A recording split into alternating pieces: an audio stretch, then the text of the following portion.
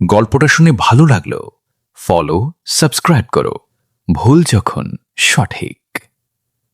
এক গ্রামে এক লোক ছিল যার নাম মন্টু।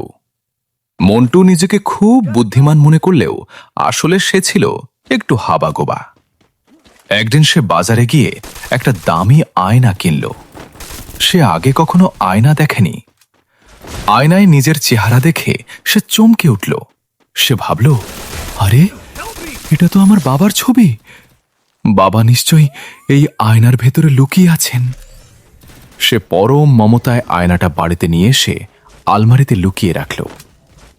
প্রতিদিন মন্টু চুপি চুপি আলমারি খুলে আয়না দেখে আর বলে, বাবা তুমি ভেতরে কেমন আছো? তোমার দাড়িটা তো বেশ পেকেছে দেখছি। মন্টুর স্ত্রী লক্ষ্য করল মন্টু প্রতিদিন আলমারির কাছে গিয়ে কার সাথে যেন ফিসফিস করে কথা বলে। তার সন্দেহ হল নিশ্চয়ই আলমারির ভেতরে মন্টু কোনো গয়না বা টাকা লুকিয়ে রেখেছে। একদিন মন্টু বাড়িতে না থাকার সুযোগে তার স্ত্রী আলমারিটা খুলল এবং আয়নাটা বের করল। আয়নায় নিজের মুখ দেখা মাত্রই সে রেগে আগুন হয়ে চিৎকার করে উঠল, ওরে কপাল! আমি জানতাম এই লোকটার কোনো বিশ্বাস নেই। শেষ পর্যন্ত আমার সতীনকে এনে আলমারিতে লুকিয়ে রেখেছে।